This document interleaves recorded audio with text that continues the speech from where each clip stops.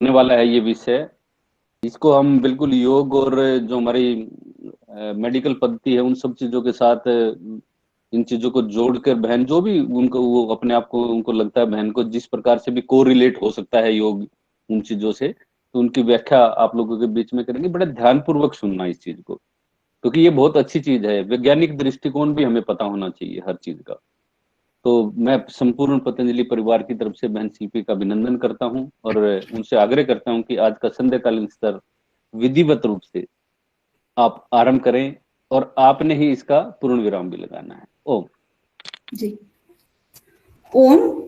सबसे पहले मैं पतंजलि योग शिविर के समस्त गुरुओं का, बाबा रामदेव जी का, आचार्य बालकिशन जी का तहे दिल से नमन करती हूँ और आप सबको नवरात्रि की शुभकामनाएं देती हूँ। आज पहला दिन है और आप सबके सामने मैं आयुर्वेदिक एंड एलोपैथिक साइंस को एक साथ जोड़ने का एक प्रयास करूंगी। सबसे पहले मैं ऊपर वाले का ध्यान करूंगी। आप लोग सब मेरे साथ इसमें जुड़े। हम ओम का जाप करेंगे और उसके बाद हम गुरुवर का और भगवान का आह्वान करेंगे।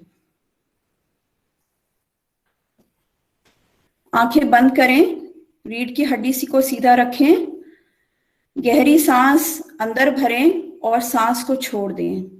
अगली गहरी सांस के साथ ओम का जाप करेंगे।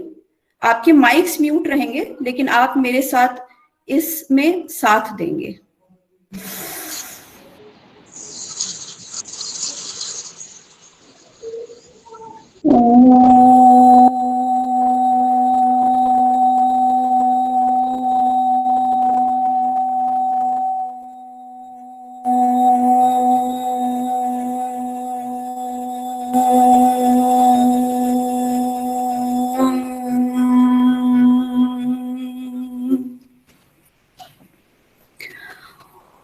ओम भूर्भुवस्वः तत्सवितुर्वरेण्यं भर्गो देवस्य धीमहि धियो यो नः प्रचोदयात्। त्र्यंबकं यजामहे सुगंधिं पुष्टिवर्धनम् उर्वारुकमिव बन्धनात् मृत्योर्मोक्षीयमामृतात्। सहना भवतु सहनो भुनक्तु सह वीर्यं करवावहे तेजस्विनावधीतमस्तु मा विद्विषावहे। ओम असतो मा सद्गमय तमसो मा ज्योतिर्गमय मृत्योर्मा अमृतं गमय। ओम शांति शांति शांति। ओम। डॉक्टर साहब प्रेजेंटेशन दोबारा स्टार्ट करनी पड़ेगी। हाँ जी, प्रेजेंटेशन स्टॉप हो गई थी, उसको दोबारा स्टार्ट कर देंगे आप। हाँ जी, मैं अभी स्टार्ट करती हूँ।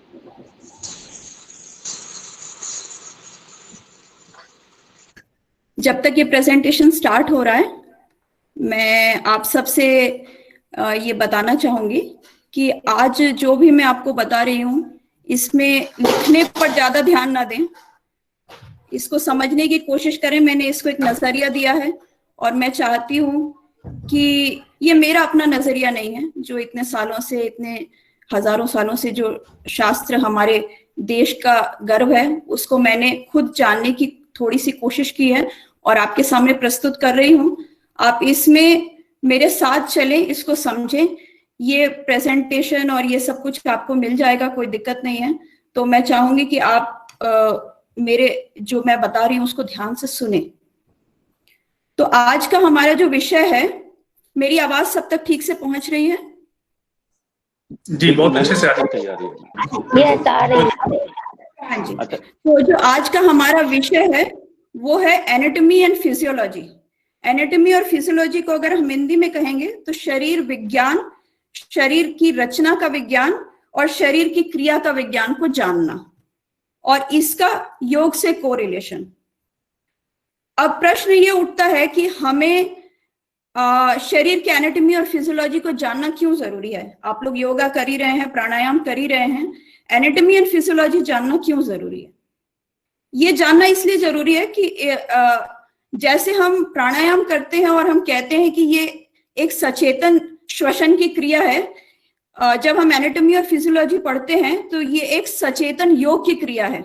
मतलब जो आप कर रहे हैं, क्यों कर रहे हैं, करने से क्या फायदा है, क्या नुकसान है, उसको जानने की एक क्रिया है। मॉडर्न मेडिसिन ये मानता है कि एनाटॉमी और फिजियोलॉजी जो बॉडी की है वो सिर्फ जो फिजिकल बॉडी हमें दिख रही है, जिसको हम योग की भाषा में स्थूल शरीर कहते हैं, वहीं तक सीमित है। जो हम सेल्स देख रहे हैं, जो हम बॉडी में देख रहे हैं, जैसे ब्लड फ्लो कर रहा है, वो वहीं तक सीमित है। लेकिन योग शास्त्र ये मानता है कि स्थूल शरीर के साथ साथ हमारी बॉडी में सूक्ष्म शरीर और कारण शरीर भी होता है। तो आज जो हम इसको पूरा जानने की कोशिश करेंगे, सबसे पहले हम मॉडर्न मेडिसिन के नजरिए से बॉडी को देखने की कोशिश करेंगे कि स्थूल शरीर में क्या है, कैसे क्या मूव करता है, और उसको कोरिलेट करेंगे हम सूक्ष्म शरीर और कारण शरीर से। इसको पहले मॉडर्न मेडिसिन की तरफ से लेने का यह अर्थ नहीं है कि जो आयुर्वेद में या जो योग शास्त्र में लिखा है उसको हम प्रूव कर रहे हैं कि मॉडर्न मेडिसिन जो बता रहा है वो जो उस शास्त्र में लिखा तो वो सही है। ये नहीं है। इसका अर्थ ये है कि जो मॉडर्न साइंस जिस लाइन में चल रहा है वो सही लाइन में चल रहा है। वो हमारी जो लाइन है वो सही थी ही, अब जो इसमें आ रहा है ये भी एक सही रास्ते में चल रहा है। इसमें सिर्फ हम ये बताने की कोशिश करेंगे। अब ये जो मेरा जो पूरा प्रेजेंटेशन जो है ये 2 दिन का है, जिसमें मैंने मेन 5 सिस्टम लिए हैं। आयुर्वेद की दृष्टि से आप जानते हैं कि 2 सिस्टम पर सबसे ज्यादा बल दिया गया है। एक है रेस्पिरेटरी सिस्टम, एक है gastrointestinal system. Respiratory system means श्वसन तंत्र और गैस्ट्रोइंटेस्टाइनल मीन्स पाचन तंत्र। अभी आप लोगों की षटक्रिया की क्लासेस भी चल रही हैं, उसमें आप जान रहे हैं कि डाइजेस्टिव सिस्टम पर कितना ज्यादा जोर आयुर्वेदिक साइंस में दिया गया, आयुर्वेदिक शास्त्र में दिया गया है।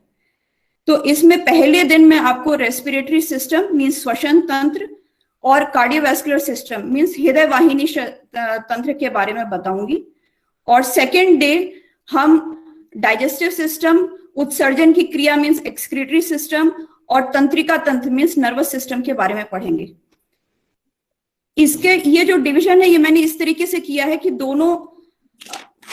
दोनों दिन में हम एक इंपॉर्टेंट सिस्टम को लेंगे। फर्स्ट डे रेस्पिरेटरी सिस्टम को and second day digestive system को हम लेंगे। डॉक्टर साहब एक बार दोबारा से आरंभ करनी पड़ेगी हमारे को। एक्चुअली में एक भाई ने दोबारा से प्रेजेंटेशन शुरू कर दी थी तो अपने वाली स्टॉप होगी। हाँ जी मैं फिर से कर रही हूँ। तो दोनों दिन ये अलग अलग लेने का कारण ये है कि एक दिन में आपके ऊपर ज्यादा वो ना पड़ जाए। तो पहले respiratory system first day cover करेंगे, कार्डियोवैस्कुलर का छोटा सा रोल होता है, एंड फिर सेकेंड डे हम गैस्ट्रोइंटेस्टाइनल सिस्टम पर जोर देंगे और बाकी नर्वस सिस्टम तो इंपॉर्टेंट है ही और एक्सक्रीटरी सिस्टम को हम इन्वॉल्व करेंगे। तो सबसे पहले रेस्पिरेटरी सिस्टम, जिसको कि हम श्वसन तंत्र कहते हैं। श्वसन तंत्र इसको हम क्यों कहते हैं? जो वर्ड रेस्पिरेशन है, जो फर्स्ट वर्ड है जो रेस्पिरेशन हम जिसको कहते हैं वो है श्वसन, और तंत्र मीन्स उसका जो सिस्टम। तो रेस्पिरेशन एक फिजियोलॉजिकल प्रोसेस है, मतलब एक कार्य है, और रेस्पिरेटरी सिस्टम हमें पूरी उसकी एनाटॉमी से अवगत कराता है। इसको इस तरीके से समझिए जैसे एक कंप्यूटर का सिस्टम होता है, उसमें आपका कीबोर्ड होता है, सीपीयू होता है, सब कुछ होता है। तो अगर कोई भी एक चीज कार्य नहीं कर रही, सपोज उसका कीबोर्ड काम नहीं कर रहा, तो वो ठीक से काम नहीं करेगा। तो रेस्पिरेटरी सिस्टम में भी यही है, किसी भी सिस्टम में यही है कि वो सारे मल्टीपल ऑर्गन के कोलिजन से बनता है। वो सारे ऑर्गन्स एक साथ जब काम करते हैं तो वो प्रॉपरली फंक्शन करता है। अगर उसमें से आप एक चीज को हटा दें, सपोज ट्रेकिया को हटा दिया या एल्वेलाई को हटा दिया, तो ये पूरा सिस्टम काम नहीं कर पाएगा। इसलिए हम इसको रेस्पिरेटरी सिस्टम कहते हैं। अब ये जो है रेस्पिरेटरी सिस्टम, ये दो मेन चीजों से बना होता है।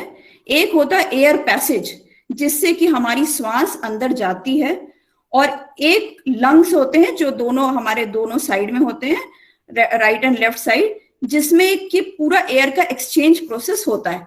तो अगर आप इसको देखें तो एयर पैसेज और लंग्स, ये दो चीज जो मेन है। अब इसके फर्दर सब डिविजन पे हम लोग आगे जाएंगे।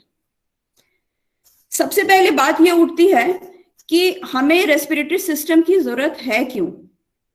इसकी जरूरत यह है कि मेन गैस का एक्सचेंज जो प्रोसेस होता है वो रेस्पिरेटरी सिस्टम के थ्रू होता है। इसके लिए मैं आपको एक थोड़ा सा बैकग्राउंड बताना चाहूंगी। हमारी बॉडी को कुछ भी काम करने के लिए एनर्जी की रिक्वायरमेंट होती है। हमारी बॉडी क्या, किसी को भी गाड़ी को चलने के लिए पेट्रोल की रिक्वायरमेंट होती है, हमारी बॉडी को काम करने के लिए एनर्जी की रिक्वायरमेंट होती है। वो एनर्जी हमें कहाँ से मिलती है? वो एनर्जी हमें मिलती है ग्लूकोज से और ऑक्सीजन से। अब ग्लूकोज कहाँ से आता है? डाइजेस्टिव सिस्टम से, इसलिए डाइजेस्टिव सिस्टम इतना इंपॉर्टेंट है। और ऑक्सीजन कहाँ से आता है? रेस्पिरेटरी सिस्टम से, इसलिए रेस्पिरेटरी सिस्टम इंपॉर्टेंट है। इसीलिए इन दोनों को सबसे ज्यादा इंपॉर्टेंट माना गया, बाकी सारी चीजें इससे कोरिलेटेड हैं। तो ये जो एयर का एक्सचेंज प्रोसेस है, ये हमारे श्वसन तंत्र के थ्रू होता है। तो इसमें हम ऑक्सीजन को अंदर लेते हैं, कार्बन डाइऑक्साइड को हम बाहर निकाल देते हैं, क्योंकि कार्बन डाइऑक्साइड हमारी बॉडी को रिक्वायर्ड नहीं है, उसको हम शरीर से बाहर निकालते हैं, और ऑक्सीजन को हम शरीर के अंदर ले लेते हैं।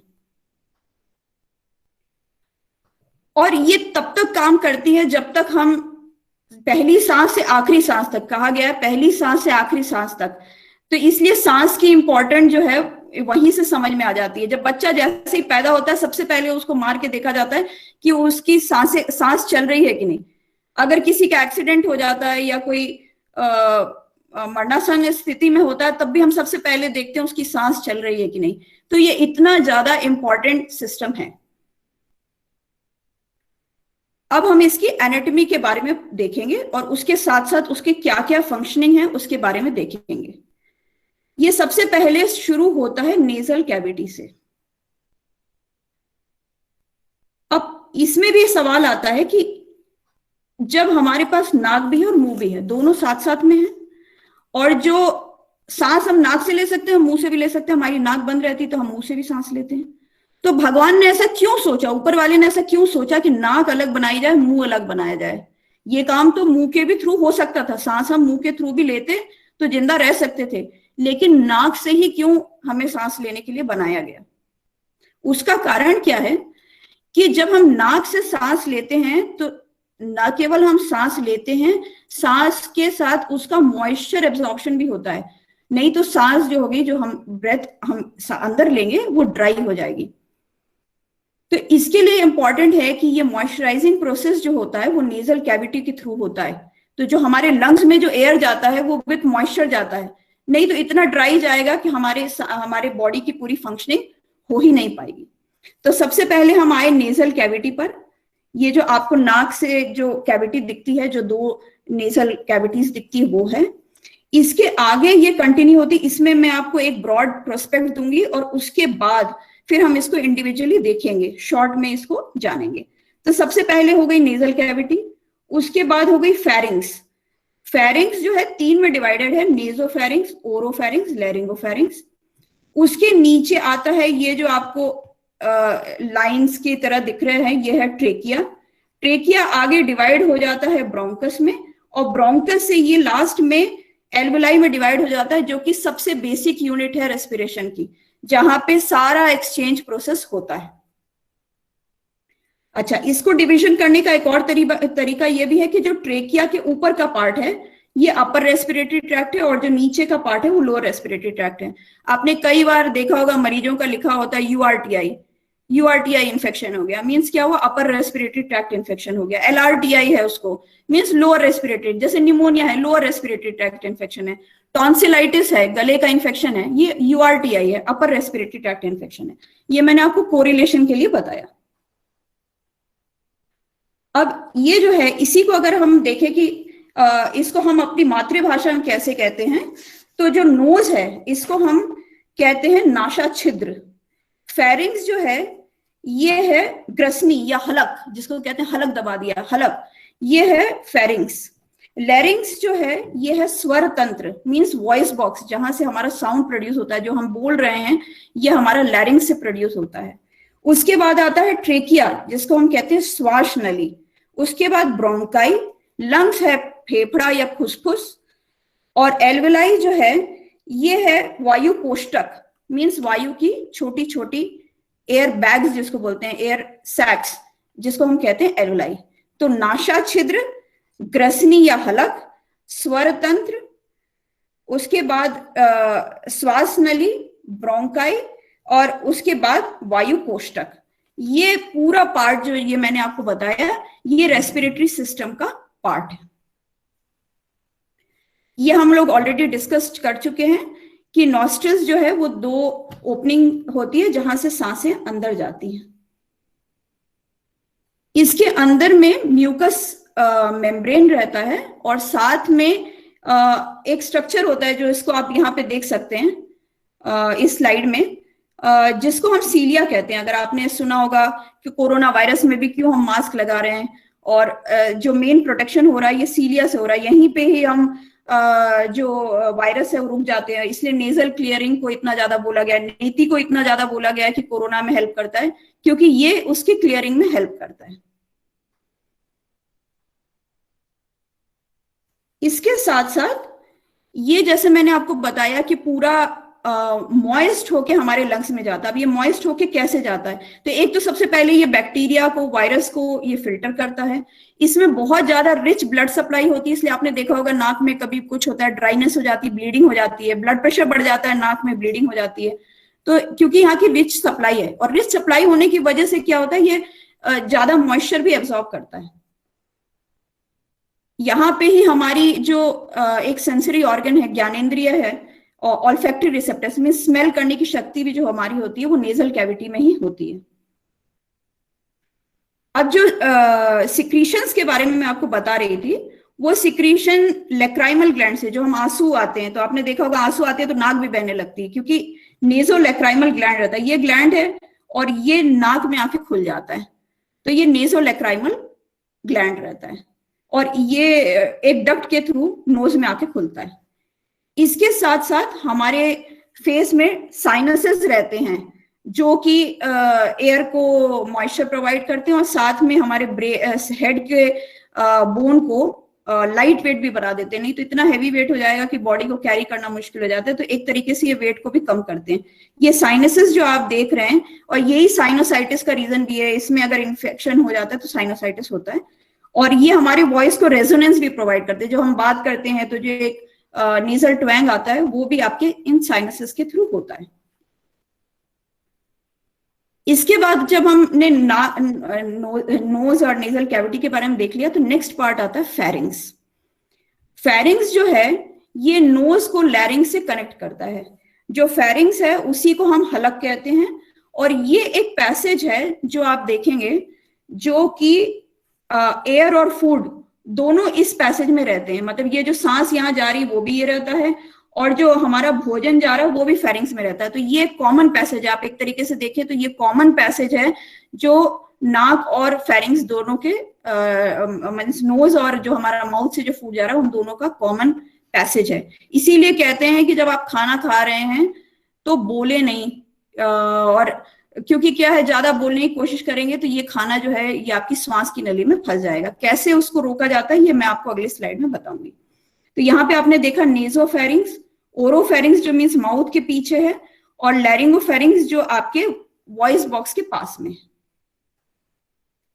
ये इसी को थोड़ा सा बड़ा करके दिखाया गया है। ये देखिए आपका नेजल पैसेज है, ये आप अपने आप फील करके देखें। ये आपका जो ऊपर का जो हड्डी होता है, जो बकल हार्ड पैलेट जिसको बोलते हैं वो है, और ये जो पार्ट दिख रहा है ये आपका टंग है।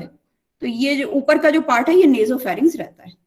यहीं पे टॉन्सिल्स और एडिनॉइड सारे यहाँ पे आके ओपन होते हैं। ओरोफेरिंक्स जो मैंने आपको बताया वो ये वाला पार्ट है जो जस्ट टंग के पीछे वाला पार्ट है, ये फूड को और एयर को दोनों को रिसीव करता है। इसके बाद जब हम लैरिंगोफेरिंक्स में आते हैं तो लैरिंगोफेरिंक्स में होता यह है कि एक मींस एक वॉइस बॉक्स होता है जिसको कि मैं आपको दिखाऊंगी इसमें।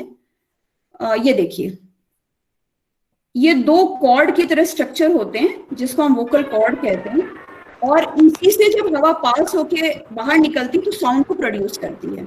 जब आपने देखा होगा जब हम उज्जयी ब्रेथ करने के लिए बोलते हैं तब इसी को बोलते हैं कि आप दबाइए, दबा के और सांस लेने की कोशिश करिए। तो ये दोनों जो कॉर्ड्स हैं ये दब जाते हैं और इसके अंदर से जब सांस निकलती है तो उज्जयी ब्रेथ होता है। इसको अगर बाहर से आप देखने की कोशिश करें तो आप अपने गले को फील करेंगे तो जो हड्डी जो फील होती है यही लैरिंग्स का पार्ट है। इसी में जो बॉयज होते हैं उसमें ये ज्यादा प्रोमिनेंट होती है जिसको हम एडम्स एप्पल कहते हैं। ये डायग्राम थोड़ा इंपॉर्टेंट है, इसको आप थोड़ा ध्यान से देखेंगे। यहीं पे आपकी थायराइड ग्रंथि होती है, ये आप देख रहे हैं जो आपका लैरिंग्स का पार्ट है, इसी के पास में थायराइड ग्रंथि है। यहाँ मेजर वेसल्स हैं, कैरोटिड आर्टरी यहीं पे है, इसलिए इस एरिया को बहुत ज्यादा डेलिकेट माना गया। यहाँ पे अगर कोई किसी को कट हो गया, कोई निक हो गया, कुछ भी हो गया तो इमीडिएटली ब्लड लॉस होकर डेथ होती है, क्योंकि ये बहुत ही डेलिकेट पार्ट है। और यहाँ पे सारे वेसल्स है, देखिए ये वेन है, ये मेन आर्टरी है और यहाँ पे आपका थायराइड ग्लैंड है। और इसी का रिलेशन ये है कि जब आप उज्जयी ब्रेथ करते हैं तो कहते हैं कि आपकी थायराइड की प्रॉब्लम सॉल्व होती है, क्योंकि ये और ये लोकेशन पास है, लोकेशन पास है तो नेचुरली इस पे ज्यादा इफेक्ट होगा। तो इसका ये इंपॉर्टेंस है क्योंकि इनकी ब्लड सप्लाई सारी चीजें कॉमन है। तो लैरिंग्स हमने देख लिया। अब जो मैं आपको बता रही थी पहले कि जब हम खाना खाते हैं तो खाना हमारे सांस की नली में न जाए तो उसके लिए हम क्या करते हैं, तो उसके लिए भगवान ने इस तरीके से, ऊपर वाले ने इस तरीके से बनाया है, एक स्ट्रक्चर बनाया है, एक फ्लैप लाइक स्ट्रक्चर, एक पर्दे की तरह स्ट्रक्चर जिसको हम कहते हैं एपिग्लॉटिस। तो वो एपिग्लॉटिस बंद हो जाता है जब हम खाना खाते हैं, तो खाना जो है फूड पाइप से अंदर की तरफ जाता है। ये देखिए, ये इसोफेगस है, ये खाने की नली है, ये आपको जो मैंने बताया ये वोकल कॉर्ड है, और ये एपिग्लॉटिस है, ये टंग दिख रहा है, ये जो ऊपर दिख रहा है ये टंग का स्ट्रक्चर दिख रहा है। जैसे ही आपने इसको बंद, जब खाना खाया, ये एपिग्लॉटिस एक पर्दे की तरह इसको बंद कर देगा और जो खाना है सीधे इसोफेगस में जाएगा।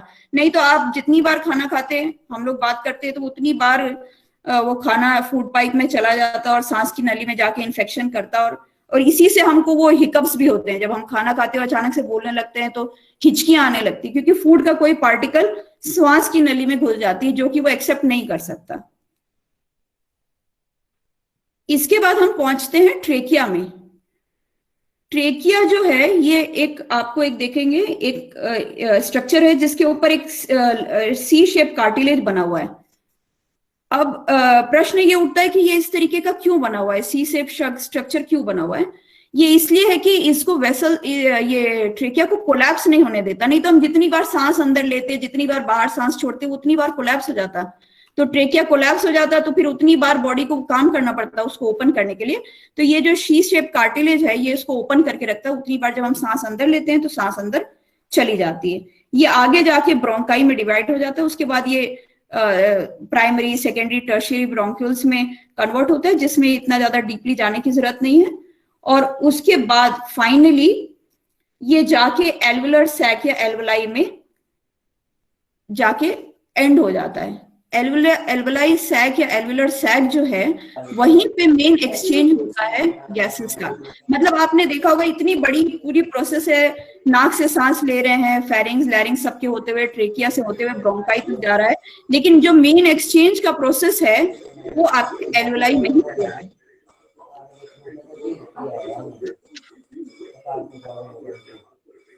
अभी तक आप लोग ने यहाँ तक समझा होगा कि हमने सारा ट्रेकिया से लेके अभी एल्वुलाई तक हमने देख लिया है। अब मैं आपको एल्वुलाई के बारे में थोड़ा सा बताऊंगी। एल्वुलाई जो है ये एक बहुत विस्तृत स्ट्रक्चर है, दिखने में बहुत छोटा है लेकिन ये बहुत ही विस्तृत स्ट्रक्चर है। ये उसकी जो एकदम साइज है वो एक तरीके से टेनिस कोर्ट के बराबर है। अगर हम इसको पूरा का पूरा ओपन कर दें तो टेनिस कोर्ट के बराबर है, और ये रिचली सप्लाइड है ब्लड वेसल से। अगर आप देखेंगे तो ये जो ब्लू है ये आपकी पल्मोनरी आर्टरी जा रही है, इसको हम हार्ट के चैप्टर में डिस्कस करेंगे। और ये जो रेड है ये पल्मोनरी वेन मींस ये ऑक्सीजनेटेड ब्लड ला रहा है और ये कार्बन डाइऑक्साइड वाले ब्लड को ले जा रहा है। तो ये एक तरीके से एक प्लेक्सस की तरह बनता है जो कि सारे एक्सचेंज प्रोसेस को इनिशिएट करता है। और इसकी साइज जो मैंने आपको बताई एक तरीके से टेनिस कोर्ट की तरह है। 500 मिलियन एल्वेलाई हमारी बॉडी में रहते हैं और ये ग्रेप्स की तरह दिखता है, अंगूर की तरह इसका आकार होता है। लंग्स जो है राइट साइड में 3 पार्ट्स में डिवाइडेड है और लेफ्ट साइड में 2 में डिवाइडेड है। मैं आप लोग में से किसी से पूछना चाहूंगी, मनीषा जी हैं यहाँ पे बैठी हुई, लेफ्ट साइड में 2 और राइट साइड में 3 होने का कोई कारण है क्या? ओम जी, मनीषा जी आप बताएंगे। ये मनीषा नाम से दिख रहा है मुझे, मनीषा नाम से। मनीषा आप सुन पा रहे हैं? आप थोड़ा अनम्यूट कर लें।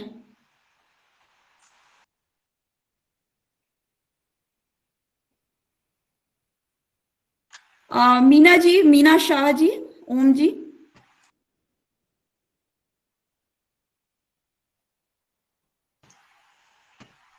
मेरी आवाज आप तक जा रही है? बिल्कुल आ रही है मैम। हाँ जी मैम, आप अपना माइक अनम्यूट करके जो डॉक्टर साहब ने पूछा है उसका जवाब देंगे। ओम जी, मीना शाह जी।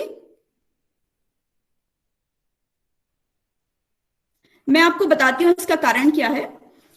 इसलिए क्योंकि जो हमारा लेफ्ट साइड है वहां पे हार्ट रहता है, तो उसके लिए भी स्पेस बनाने की जरूरत होती है, तो वहां पे इसलिए 2 लोब्स होते हैं। और जो आपका राइट साइड है उसमें 3 लोब्स होते हैं। अदरवाइज फंक्शनिंग के हिसाब से देखेंगे तो राइट और लेफ्ट में कोई डिफरेंस नहीं है। ये मैंने आपको स्ट्रक्चर में दिखा दिया। 3 लोब इधर हैं, 2 लोब आपके लेफ्ट साइड में हैं। अब हम आ जाते हैं प्रोसेस ऑफ रेस्पिरेशन में। जो रेस्पिरेशन की जो प्रोसेस होती है वो कैसे होती है? वो इंस्पिरेशन की प्रोसेस होती है और एक्सपिरेशन की प्रोसेस होती है। तो इंस्पिरेशन को हम कहते हैं निःश्वसन और एक्सपिरेशन को हम कहते हैं निःश्वसन। मीन्स निःश्वसन और निःश्वसन। निःश्वसन होता है इंस्पिरेशन, मतलब जब हम सांस को अंदर लेते हैं, और निःश्वसन होता है जब हम सांस को बाहर छोड़ देते हैं। तो जो हम एटमॉस्फेयर से एयर लेते हैं उसका कंटेंट वही है जो एटमॉस्फेयर का है। मतलब नाइट्रोजन जो है 78% है, ऑक्सीजन जो है ये आपका 21% है और कार्बन डाइऑक्साइड 0.04% है। आपको इसमें इतना ज्यादा डिटेल में जाने की जरूरत नहीं है, बस आपको इतना याद रखना है कि निःश्वसन से निःश्वसन की जो क्रिया होती है उसमें सिर्फ 4% का डिफरेंस आता है। मतलब जब हम ऑक्सीजन ले लेते हैं तो ऑक्सीजन जो बच जाता है, जो एयर जो हम छोड़ते हैं उसमें जो जाता है वो 17% रहता है और उसमें कार्बन डाइऑक्साइड 4% हो जाता है। तो मतलब ये इस डिफरेंस में हम पूरा हमारे सांस की प्रक्रिया खेल रही है। इसके बाद अगर हम इसको योग की भाषा में देखें तो जो निःश्वसन मीन्स इंस्पिरेशन है उसको हम पूरक कहते हैं और जो निःश्वसन है उसको हम रेचक कहते हैं। अच्छा, जो अब ये सांस की प्रक्रिया है इसके बाहर में एक केज है जो कि रेस्पिरेशन में हेल्प करता है, जिसमें आप लोग खुद अपने आप को फील करके देखें। ऊपर में आपका होता है क्लेविकल जिसको हम कॉलर बोन कहते हैं। कॉलर बोन आपने देखा होगा। उसके बाद एक थोरेसिक कैविटी होती है, एक रिब केज होता है जिसके अंदर लंग्स रहता है। उसके नीचे एक डायफ्राम रहता है जो हमने एक डायग्राम में देखा भी था। डायफ्राम रहता है जो कि नीचे जाके आपके रेस्पिरेशन को हेल्प करता है। तो जो रेस्पिरेशन है हमारे 3 तरीके से होते हैं। क्लेविकल रेस्पिरेशन जिसको हम स्कंद श्वसन कहते हैं, मीन्स क्लेविकल के थ्रू रेस्पिरेशन। थोरेसिक ब्रीदिंग होती है जिसको हम बॉक्सीय श्वसन कहते हैं, जिसमें हमारी छाती के थ्रू हम सांस लेते हैं। और एक होता है एब्डोमिनल श्वसन जिसको हम उदर श्वसन कहते हैं, मतलब पेट से जो हम सांस लेते हैं। अच्छा, अब इसमें इंपॉर्टेंट ये है कि इन तीनों की क्या इक्वल इंपॉर्टेंस है या कोई ज्यादा इंपॉर्टेंट है? देखिए, जो क्लेविकल है उसके एनाटॉमी के हिसाब से समझिए। जहां पे क्लेविकल है वहां पे हमारे लंग्स का ऊपर का पार्ट है, एपेक्स का पार्ट है। तो जब क्लेविकल से रेस्पिरेशन होता है तो बहुत छोटा सा पार्ट इन्वॉल्व होता है। जब हम थोरैक्स से रेस्पिरेशन करते हैं तो आपकी थोरेसिक कैविटी इंक्रीज होती है, और जब हम एब्डोमेन से करते हैं तो आपका पूरा लंग एक्सपैंड होता है। तो मतलब कि जो सबसे ज्यादा एक्सपेंशन होता है जब ये तीनों एक दूसरे के साथ रोल प्ले करते हैं तब मैक्सिमम आपको बेनिफिट मिलता है। लेकिन अगर एक इसमें से प्रॉब्लम दे दे तो क्या हमारी सांसें नहीं चलेंगी? ऐसा नहीं है। ऊपर वाले ने इसको इतने सुंदर तरीके से बनाया है कि अगर एक काम नहीं भी करता तो दूसरा करता है।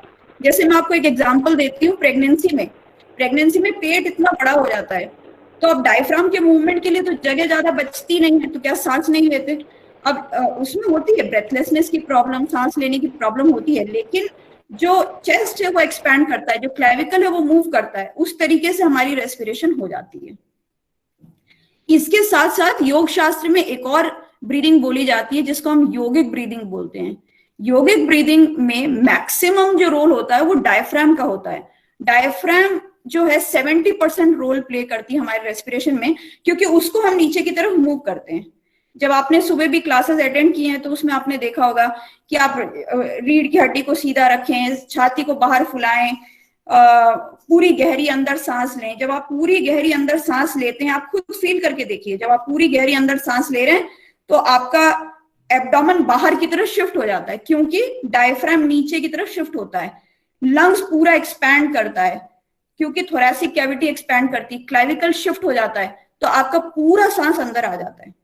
क्योंकि लंग्स में इतनी कैपेसिटी है नहीं कि वो सांस को पूरा अंदर ले ले और बाहर भी छोड़ दे, वो उतनी कैपेसिटी, उतनी एनर्जी उसके अंदर नहीं है। तो इसके थ्रू, क्योंकि एक नेगेटिव एनर्जी, एक नेगेटिव प्रेशर डेवलप होता है, तो पूरी सांस अंदर आ जाती है, और जैसे ही आपको सांस छोड़नी होती है तो डायफ्राम को पीछे नीचे से पुश मिलता है। जैसे ही नीचे से पुश मिला और थोरैक्स अंदर की तरफ गया तो पूरी की पूरी सांस आपकी बाहर चली जाती है। ये एक इंपॉर्टेंट मैकेनिज्म है जिसको कि हम समझ के जब हम प्राणायाम करते हैं या जब हम योगासनास करते हैं, इसको समझ के जब हम करते हैं तो हमें उतना ज्यादा बेनिफिट मिलता है।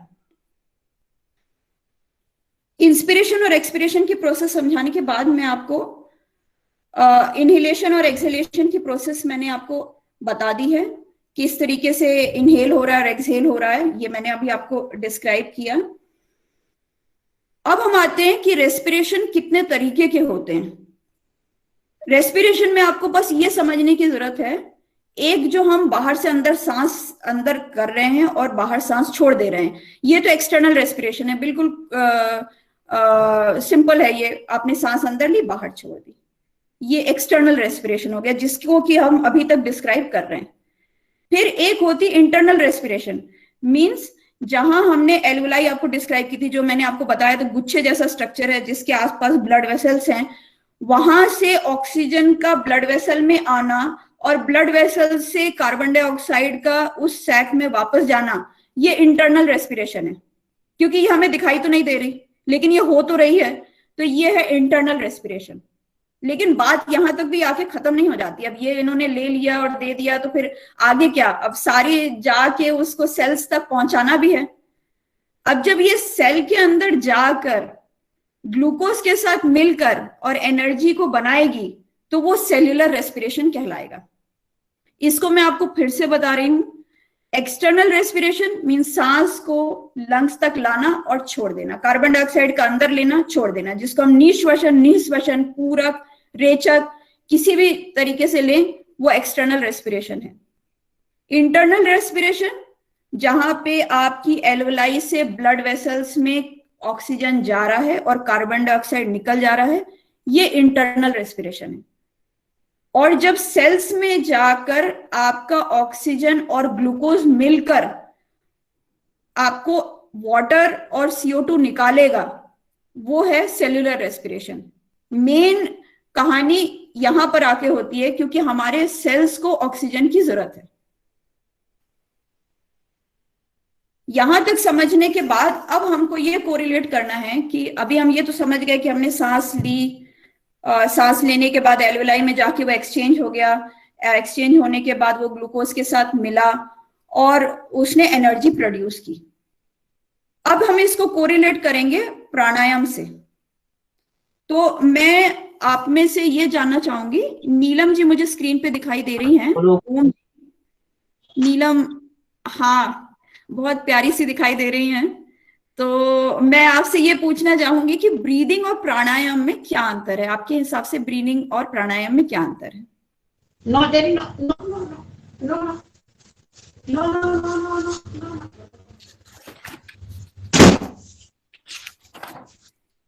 आप बताएंगे ब्रीदिंग और प्राणायाम में क्या अंतर आपको लगता है? इसको एक लेक्चर की तरह मत लें, आप इसमें इंटरेक्ट करें तो आपको ज्यादा इंटरेस्टिंग लगेगा। ओम जी मैम। हाँ ओम जी बताइए। मैम। मैम प्राणायाम जो होता है उसमें जो श्वास है वो हमारे कंट्रोल में होता है, उसमें हम कंट्रोल करते हैं, और जो ब्रीदिंग है वो अपने आप ही जो है वो हो रही है। बहुत बढ़िया, आपने मेरा काम बहुत आसान कर दिया, बहुत अच्छा आपने बताया। तो आप सब लोग म्यूट होकर इनके लिए ताली बजाएं, सबसे ज्यादा जरूरी तो ये है, इससे आपकी चेतना भी जगेगी। तो जो ब्रीदिंग और प्राणायाम है जो इन्होंने बताया, कॉन्शियस ब्रीदिंग जो है वो प्राणायाम है, मतलब सचेतन सांस लेना प्राणायाम है। जब तक हम अनकॉन्शियसली ब्रीथ कर रहे हैं, हम सांस तो ले ही रहे हैं तभी हम जिंदा हैं, लेकिन जब हम कॉन्शियसली सांस लेते हैं तो उसको हम प्राणायाम कहते हैं। प्राणायाम के बहुत आयाम हैं, ये एक बहुत छोटा सा डेफिनेशन है, लेकिन अभी क्योंकि हम रेस्पिरेशन को डिस्कस कर रहे हैं तो प्राणायाम जो है वो कॉन्शियस ब्रीदिंग है। अब यहाँ से ये पूरा क्षेत्र शुरू होता है कि कॉन्शियस ब्रीदिंग करने की रिक्वायरमेंट क्या है।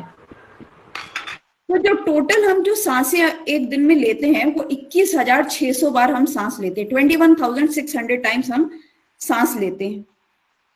तो हठ प्रतिपिका और जो घेरन संहिता है जो योग की बहुत महाशास्त्र है, उसमें भी सचेतन सांस के बारे में बताया गया है और उसको कुंभक के साथ जोड़ा गया है। उसको कैसे हम कुंभक के साथ जोड़ेंगे ये मैं आपको आने वाले स्लाइड्स में बताऊंगी।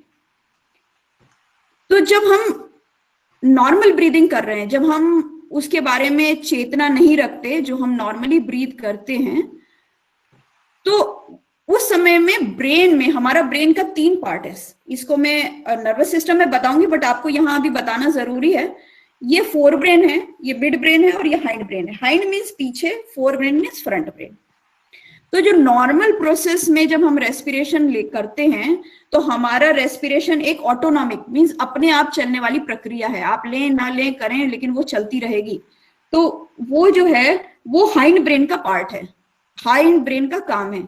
मीन्स इसको हम कहते हैं मेडुला ऑब्लोंगेटा, यहाँ पे एक स्ट्रक्चर होता है उसके द्वारा ये कंट्रोल होता है। अब जब हम सचेतन सांस लेते हैं जिसको हम प्राणायाम कहते हैं, तो ये जो शिफ्ट है ये आपका हाइंड ब्रेन से मींस मेडुला ऑब्लोंगेटा से शिफ्ट होकर फोर ब्रेन में या सेरिब्रल कॉर्टेक्स में शिफ्ट हो जाता है। अब प्रश्न ये उठता है कि जो काम ऑटोमेटिक चल ही रहा था, जिसमें कि ऑलरेडी ये चीज हो ही रही थी, तो हम इसको फोर ब्रेन में क्यों लाएं? फोर ब्रेन में लाने की रिक्वायरमेंट क्या है? तो यहाँ पे आपको मैं ये बताना चाहूंगी, जो फोर ब्रेन है ये हमारे ह्यूमन एवोल्यूशन का सबसे इंपॉर्टेंट पार्ट है। एनिमल्स में हाइंड ब्रेन होता है, मिड ब्रेन भी होता है, लेकिन फोर ब्रेन डेवलप उतना नहीं होता। फोर ब्रेन ही हमको कुछ सोचने की शक्ति दे रही है। जो आप ये क्लास अटेंड करने आए हैं, जो आप ये योग शिविर अटेंड कर रहे हैं, ये आपकी फोर ब्रेन से ही हो रहा है। आप जो सुबह उठकर प्राणायाम के लिए या योग क्लास के लिए आते हैं वो आपके फोर ब्रेन से हो रहा है। जो आपके अंदर ड्राइव है, जो आपका इंटेलिजेंस है, मेमोरी है, ये सारा कुछ फोर ब्रेन से है। तो महर्षि अरविंद से ये पूछा गया था, ये मैं बीच में आपको बताना चाहूंगी, महर्षि अरविंद से ये पूछा गया था कि अब जब हमारा जो शरीर है वो बंदर से लेके अब ह्यूमन बॉडी तक बन चुका है, ये सारा कुछ डेवलप हो चुका है, अब पूरे के पूरे डेवलप हो चुका है, अब आप कहते हैं ब्रेन भी डेवलप हो चुका है, तो अब इसके बाद क्या होगा? क्या इवोल्यूशन बंद हो जाएगा? इसके आगे क्या हमारा कोई डेवलपमेंट नहीं होगा? तो महर्षि अरविंद ने कहा था कि डेवलपमेंट होगा, लेकिन हमारे हायर कॉन्शियसनेस का डेवलपमेंट होगा, मींस हमारे सेरिब्रल कॉर्टेक्स का डेवलपमेंट होगा। तो आगे का जो भी इवोल्यूशन का प्रोसेस है वो हमारे हायर कॉन्शियसनेस का या फोर ब्रेन का या सेरिब्रल कॉर्टेक्स जिसको हम बोलते हैं उसका डेवलपमेंट होगा। तो आप जो ये क्लास अटेंड कर रहे हैं, आप जो ये प्राणायाम कर रहे हैं, इसमें आप अपने हाइंड ब्रेन से मींस एनिमल ब्रेन से, अपने बेसिक इंस्टिंक्ट से हट के हायर कॉन्शियसनेस की तरफ जा रहे हैं। ये सबसे इंपॉर्टेंट है। इसका दूसरा इंपॉर्टेंस ये है कि जो आपका फोर ब्रेन है, आप उसको जितना ज्यादा, किसी भी चीज को आप जितना ज्यादा एक्टिव करते हैं, जितना ज्यादा उससे काम करवाते हैं, उतना ज्यादा बढ़ जाता है। आप किसी मसल से जितना ज्यादा काम कराएंगे वो उतना ज्यादा काम करने लगेगा, तो वो उतना ज्यादा डेवलप होगा। तो जब आप कॉन्शियस ब्रीदिंग करेंगे तो आपके फोर ब्रेन को काम करना पड़ेगा। जब आपका फोर ब्रेन काम करने लगेगा तो वो बाकी चीज में भी काम करेगा, वो आपके इंटेलिजेंस को बढ़ाएगा, आपके ड्राइव को बढ़ाएगा, आपके पैशन को बढ़ाएगा। जब आपके वो इन सारी चीजों को बढ़ाएगा तो आपकी मेमोरी, आपका इंटेलिजेंस, आपका सचेतन होना सब कुछ को बढ़ा देगा और आपको हायर कॉन्शियसनेस की तरफ ले जाएगा। तो आप ना सिर्फ सांस को इंपॉर्टेंट बना रहे हैं, साथ साथ में अपने इंटेलिजेंस को, मेमोरी को भी इंपॉर्टेंट बना रहे हैं। इसीलिए बोला गया है कि बच्चों से अगर कुछ भी कराने की जरूरत है तो सबसे ज्यादा इंपॉर्टेंट है प्राणायाम कराइए, क्योंकि प्राणायाम जब वो करेंगे तो उनका फोर ब्रेन डेवलप होगा, उनकी सचेतन शक्ति बढ़ेगी। तो यहां तो हमने फर्स्ट स्टेज क्रॉस कर लिया कि हम प्राणायाम क्यों करें। अब हम आ गए सेकेंड स्टेज पे, और प्राणायाम करने से या कॉन्शियस ब्रीदिंग करने से क्या फायदा है।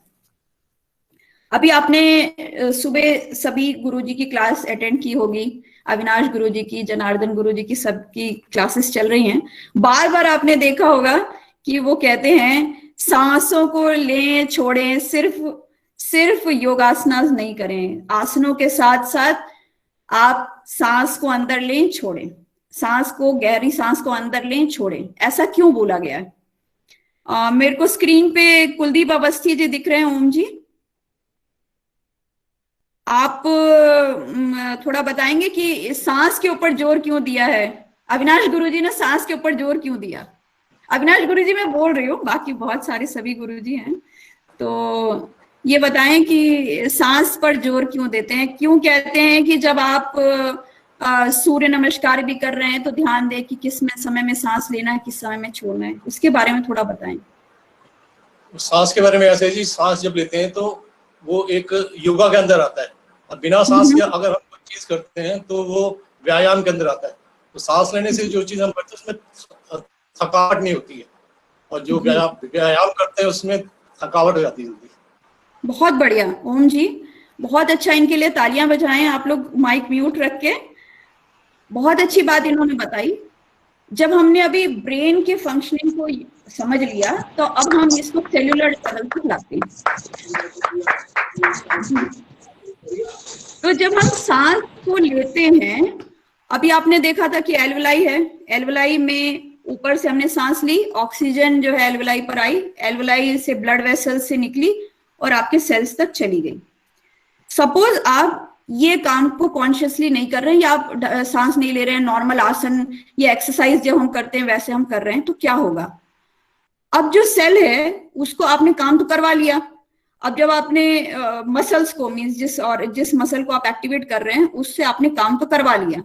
अब उसको काम करवाया तो उसको तो भूख लग रही है, उसको तो खाना चाहिए, उस मसल को खाना चाहिए। उस मसल को खाना कैसे मिलेगा? ग्लूकोज से मिलेगा और ऑक्सीजन से मिलेगा, ये हमने पहले ही डिस्कस कर लिया। अब ग्लूकोज तो चलो उसके पास पहुंचा, ऑक्सीजन उसके पास पहुंचा ही नहीं क्योंकि आपने सांस तो पूरी ली नहीं। अब जब पूरी सांस नहीं ली तो जब उसके पास ऑक्सीजन नहीं पहुंचा तो वो क्या करेगा? उसको तो एनर्जी चाहिए, तो वो एरोबिक प्रोसेस से शिफ्ट करके एनारोबिक प्रोसेस में शिफ्ट हो जाएगा। मींस ऑक्सीजनेटेड प्रोसेस को छोड़कर एनारोबिक, जिसमें ऑक्सीजन यूज नहीं होता, उसमें शिफ्ट हो जाएगा। जब उसमें शिफ्ट हो जाएगा तो लैक्टिक एसिड डेवलप होने लग जाएगा। जब लैक्टिक एसिड और पायरुवेट डेवलप होने लग जाएगा तो मसल पेन, मसल एक, इस तरीके की चीजें आपको फील होने लगेंगी। इसीलिए जिस भी जगह का हम एक्सरसाइज कर रहे हैं उस तरफ ध्यान रखकर और सांसों को गहरा लेना है और छोड़ना है, जिससे कि ऑक्सीजन की सप्लाई वहां तक जाए। और जब ऑक्सीजन वहां तक जाएगा तो आपका CO2 और वाटर बनेगा। वाटर जो है पसीने से निकलेगा। आपने सुना होगा, रामदेव जी, बाबा जी बोलते हैं कि आप पहले ही गंगा जल से स्नान कर लो, पसीना बहाओ, पसीना बहाओ, क्योंकि ये पसीना जो है ये जब ब्रेकडाउन प्रोसेस होगा तो ये वाटर निकलेगा, H2O निकलेगा, और CO2 जो निकलेगा जब हम गहरी सांस छोड़ेंगे तो ये CO2 बाहर निकल जाएगा। ये इस चीज का पूरा मैकेनिज्म है। अब जब आप गहरी सांस लेते हैं और उसको रोकते हैं तब क्या फायदा है? जब हम गहरी सांस लेके रोक लेते हैं तब इसका क्या फायदा है?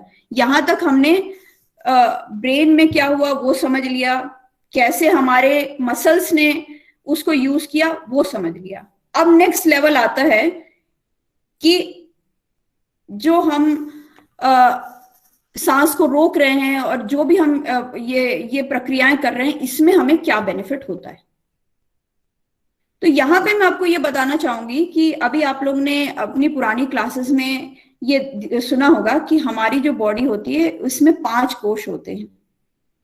अन्नमय कोश, जो हमारा जो भी हमें शरीर बाहर दिखता है, जो हम खाना खाते हैं, जो भी अन्नमय कोश, जो हमारा फिजिकल बॉडी, अन्नमय कोश, प्राणमय कोश, मनोमय कोश, विज्ञानमय कोश और अंदर हमारा होता है आनंदमय कोश। ये 5 कोश जो हैं ये हमारे शरीर के अंदर होते हैं, ये योग शास्त्र मानता है। और हमारा शरीर जो है वो 5 एलिमेंट से बना हुआ है, ये भी आपको बता दिया गया है। जल है, पृथ्वी है, आकाश है, वायु है और अग्नि है। इन 5 तत्वों से हमारा शरीर बना हुआ है। अब जब हम ये प्राणायाम कर रहे हैं तो हम अपनी प्राणिक एनर्जी को कैसे मूव कर रहे हैं। अभी तक हमने जितना भी लेक्चर अभी तक सुना है, जो भी हमने अध्ययन किया है, ये हम स्थूल शरीर के बारे में बहुत कर रहे थे। अब हम आते हैं सूक्ष्म शरीर और कारण शरीर के बारे में। स्थूल शरीर जो भी हमारे बॉडी में रोल प्ले करता है, योग शास्त्र ये मानता है कि उससे ज्यादा इंपॉर्टेंट रोल जो है वो सूक्ष्म शरीर का है और कारण शरीर का है। इसको आप इस तरीके से लें कि स्थूल शरीर फिजिकल बॉडी है, जो आपका सूक्ष्म शरीर है वो आपका इंटेलेक्चुअल बॉडी है, और जो आपका सूक्ष्म शरीर है वो इमोशनल बॉडी है। तो आपका अटैचमेंट भी ऐसा है, फिजिकल अटैचमेंट होता है तो कम होता है, और आप किसी से बहुत ज्यादा इमोशनली अटैच होते हैं तो बहुत ज्यादा अटैचमेंट होता है। ये मैं आपको याद रखने के तरीके से बता रही हूँ। उसी तरीके से हमारी बॉडी भी काम करती है। तो हमारे शरीर में प्राण होते हैं। प्राण जो है, जिसको हम वायु कहते हैं, वो हमारे शरीर में अलग अलग जगह में अलग अलग रोल प्ले करते हैं। यहाँ पे इसको जानना इसलिए जरूरी है कि जो हम प्राणायाम करते हैं, हम इसी वायु को अपने शरीर में अलग अलग जगह पर सही ढंग से मूव करते हैं। अब प्रश्न ये उठता है कि ये जो मूव कर रहा है ये कैसे मूव करता है, क्या हमको ये दिखाई देता है? तो एयर जो होती है वो इतनी सटल होती है कि हमको दिखाई नहीं देती। एक पोएम भी बना हुआ है जिसमें भी ये लिखा हुआ है कि wind is always felt when it blows, we can't feel it. हम उसको सिर्फ फील कर सकते, वी कांट सी इट। हम एयर को हम देख नहीं सकते। तो ये जो एयर हमारे शरीर में मूव कर रहा है, ये क्या सिर्फ लंग से जो एल्वलाई के थ्रू हमारे शरीर में जा रहा है यहीं तक सीमित है? नहीं। हमारे शरीर में नाड़ियां होती हैं, 72,000 नाड़ियां होती हैं, जो कि इस प्राणिक एनर्जी को, जो कि लाइफ फोर्स एनर्जी है, जिसको कि हम वायु कहते हैं, उसको पूरे शरीर में जहां जरूरी है उसके स्थान के हिसाब से मूव करती है। ये क्या नाड़ी जो हम नर्व्स है वो है? तो नाड़ी नर्व्स नहीं है। जो नाड़ी है वो nerve, blood vessel, lymphatic system, इन सब का एक मिक्सचर है जो कि हमारी एनर्जी को पूरे शरीर में फ्लो करती है। अब जो ये 5 प्राण हम कहते हैं, इसको मैं इस डायग्राम में दिखाने की कोशिश कर रही हूं। सबसे पहले होता है प्राण, उसके बाद होता है उदान, व्यान, समान और अपान। ये 5 प्राण बने हुए हैं। इनका रोल क्या क्या है?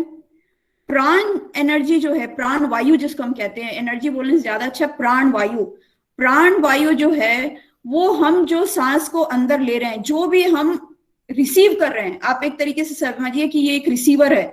जो भी चीज हम बॉडी में रिसीव कर रहे हैं वो प्राण है। पहले हम उसको सांस की तरह रिसीव कर रहे हैं, किसी भी तरीके से रिसीव कर रहे हैं, वो प्राण है। जो हम बॉडी से निकाल दे रहे हैं, जो हम बॉडी से एक्सक्रीट कर दे रहे हैं, वो है अपान। इसको अगर आप रेस्पिरेशन के फॉर्म में देखें तब भी आप इसको देखेंगे तो आपको बहुत आनंद आएगा। जो हम इंस्पिरेशन ले रहे हैं, जो हम पूरक जिसको हम कह रहे हैं, जो हम सांस अंदर ले रहे हैं, वो है प्राण।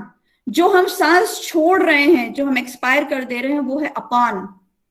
अब इन दोनों के बीच में है मेन कहानी। जो हम सांस अंदर ले रहे हैं, जो छोड़ दे रहे हैं, अब उसके बीच में हम यूज ही नहीं कर रहे तो फायदा क्या? लिया और छोड़ दिया, लिया और छोड़ दिया। जो हम बीच में यूज कर रहे हैं वो है समान। तो सबसे ज्यादा इंपॉर्टेंट है समान। जो हमने लिया उसको कितना ज्यादा यूज किया, जितने पैसे आपने कमाए उसको कितना लाइफ को एंजॉय करने में यूज किया, वो उसी तरीके से इंपॉर्टेंट है समान। जब आपने यूज कर लिया उसके बाद उसको बॉडी में सर्कुलेट भी तो करना है, जो आपने पैसे कमाए हैं उसको आपको आगे जनरेशन में देना भी तो है, वो है उदान, वो है व्यान, मुझे माफ करिएगा, वो है व्यान। और उदान वो एनर्जी है जो आपके सेंसरी ऑर्गन्स को स्टिमुलेट करती है, आपके नर्वस सिस्टम को स्टिमुलेट करती है, आपके थ्रोट को, आपके थ्रोट चक्रा को स्टिमुलेट करती है, वो है उदान। अभी आपको कॉन्सेंट्रेट करना है सिर्फ 3 चीज पर, प्राण, अपान और समान।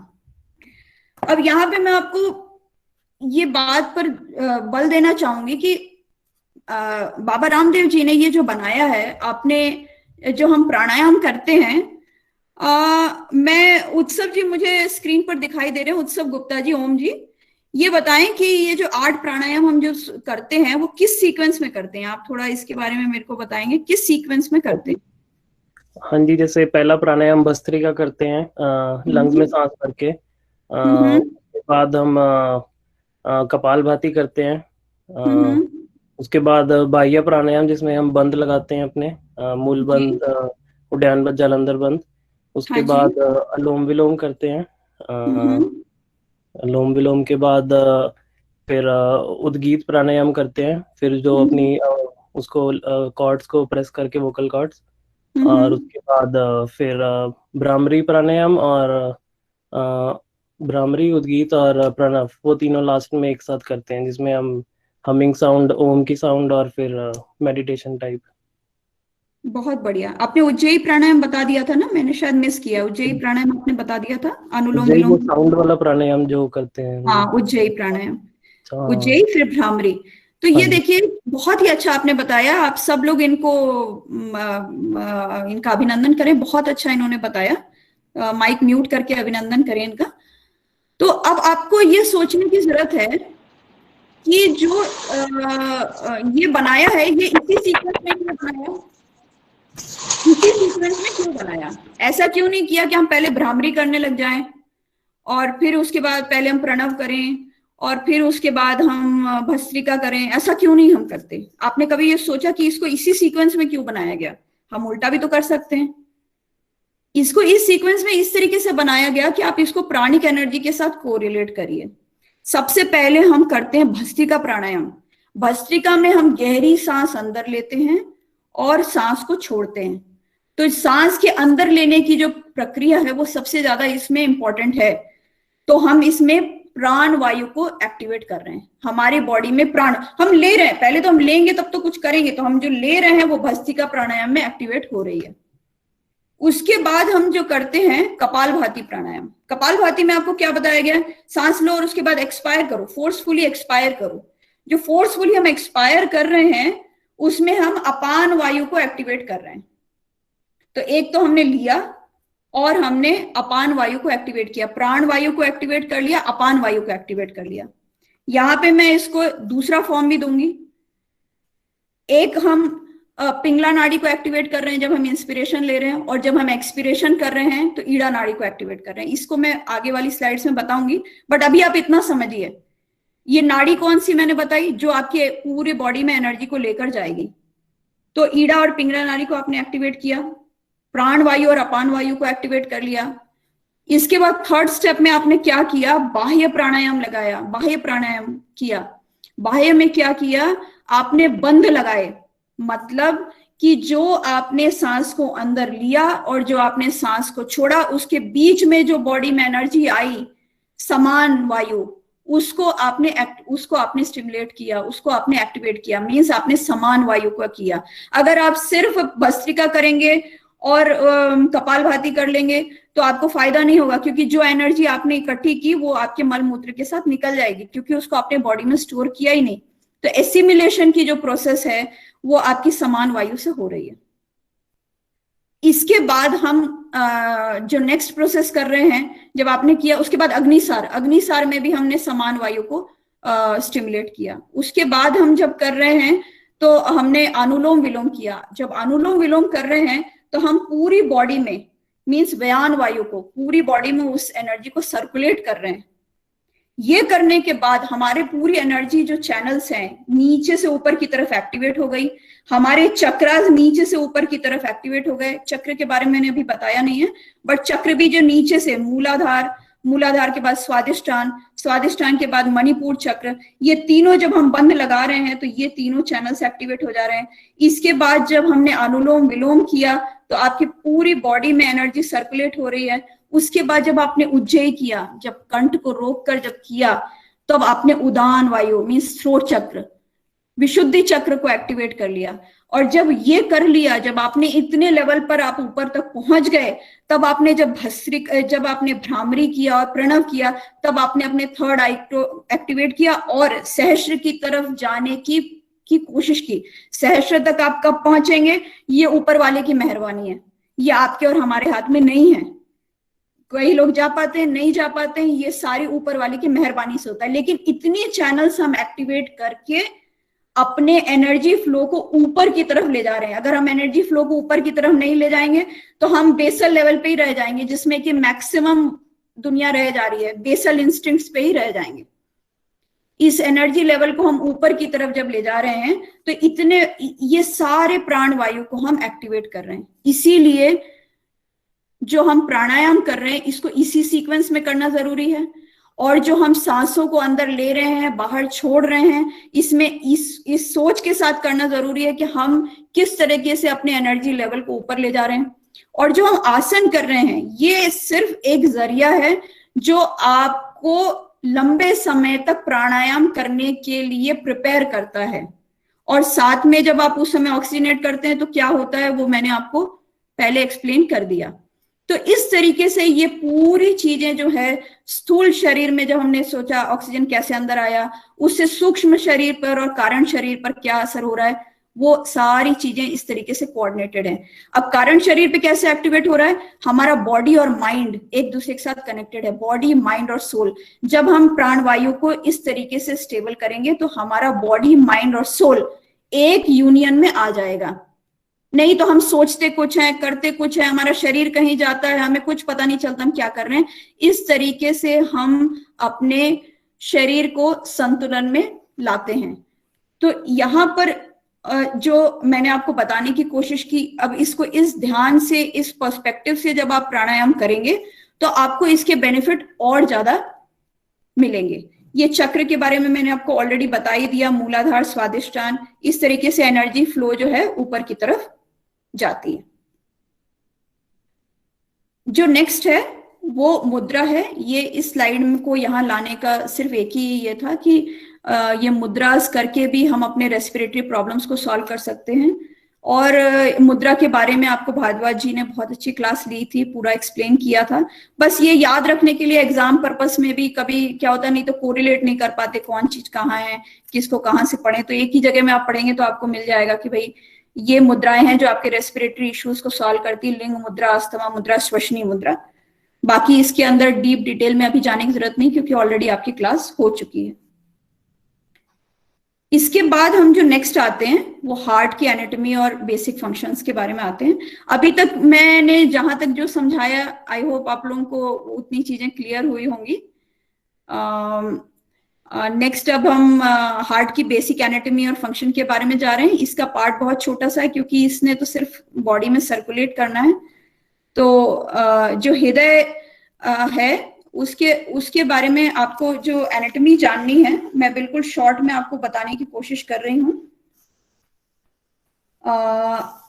इसको आप इस तरीके से देखें कि दो में डिवाइड कर दें, बीच से दो में डिवाइड कर दें। जो लेफ्ट साइड का पार्ट है जो आपको ग्रीन में दिखाई दे रहा है वो हमारी बॉडी में ऑक्सीजन को लेके जाता है, बॉडी में पूरी सप्लाई को करता है।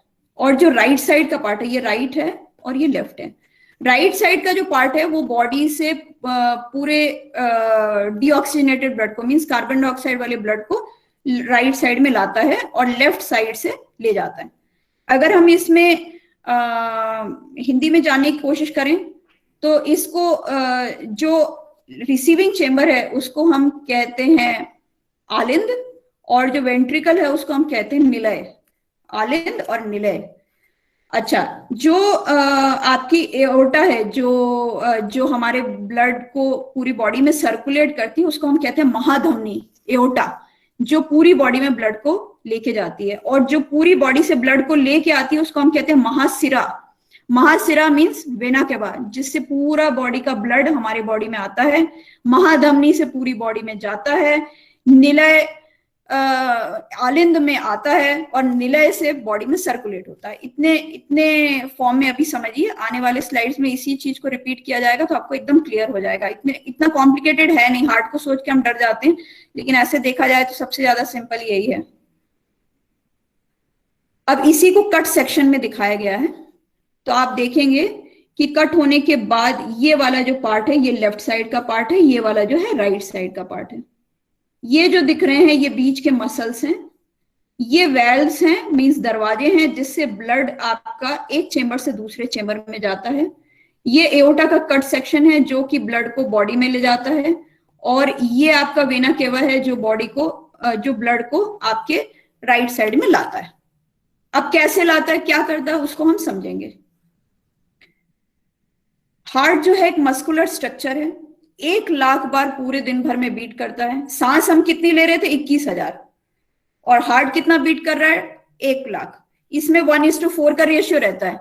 और इसी चीज को आप जब समझेंगे, जब हम CPR करते हैं तो क्या बोलते हैं कि 4 बार उसको पंप मारो और फिर 1 बार सांस दो, क्योंकि 4:1 का रेशियो, यही हम मेंटेन करते हैं। और 70-100 लीटर्स जो ब्लड है वो हमारी बॉडी में 24 घंटे के अंदर मूव करता है।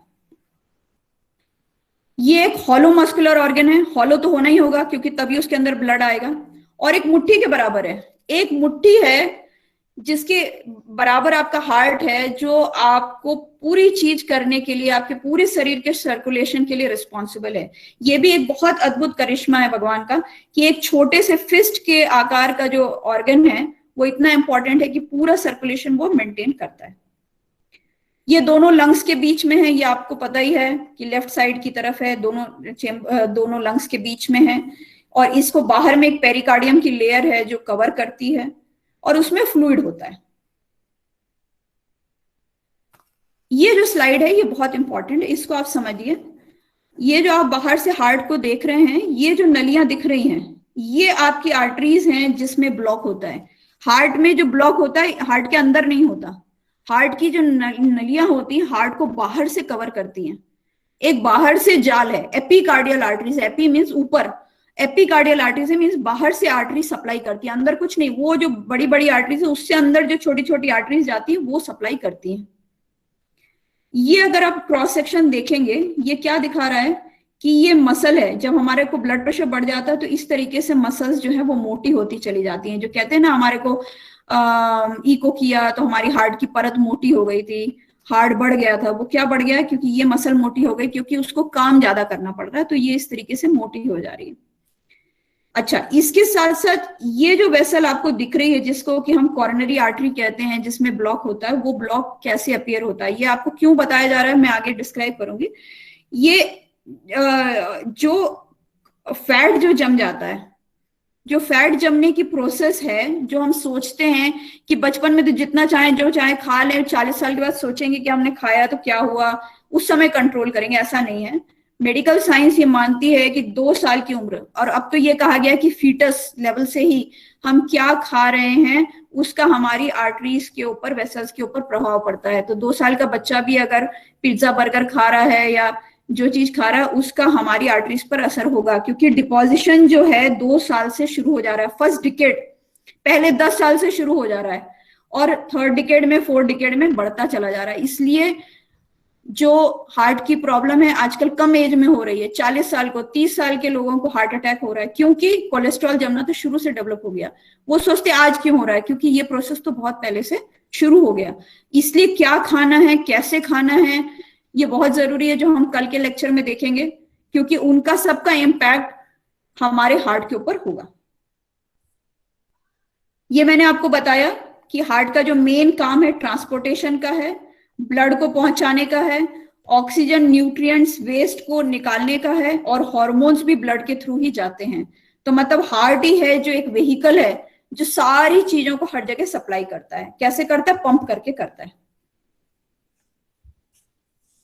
और हमारे हार्ट में जो राइट साइड और लेफ्ट साइड जो मैंने आपको दिखाया, ये बिल्कुल सेपरेट प्रोसेस है, राइट साइड और लेफ्ट साइड। अगर ना हो तो आपने सुना होगा दिल में छेद है, दिल में छेद होने से क्या होता है, राइट और लेफ्ट साइड एक दूसरे के साथ मिल जाते हैं, तो ऑक्सीजनेटेड ब्लड, कार्बन डाइऑक्साइड वाला ब्लड मिल जाता है, तो बच्चा नीला पड़ जाता है। ये मैं आपको जस्ट एग्जाम्पल के लिए बता रही हूँ, ये समझने के लिए कि ये ऊपर वाले ने इसको इस तरीके से बनाया कि पूरा डिवाइडेड है, अगर उसमें कहीं छेद हो, कहीं कनेक्शन हो तो प्रॉब्लम आ जाती है।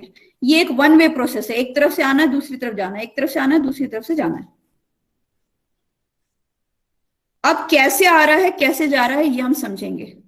इसको आप वहां से कनेक्शन करिए जहां से आपने छोड़ा था, कि सांस आपने ली, ट्रेकिया आपके नेजल कैविटी से होती हुई एल्वेलाई तक आई, एल्वेलाई तक पहुंच गई। एल्वेलाई में आपके पास क्या है, ये ऑक्सीजनेटेड ब्लड आ चुका है एल्वेलाई तक। अब ऑक्सीजनेटेड ब्लड को हमें कहाँ पहुंचाना है, ऑक्सीजनेटेड ब्लड को हमें हार्ट तक पहुंचाना है, जिससे कि वो बॉडी में सर्कुलेट हो जाए।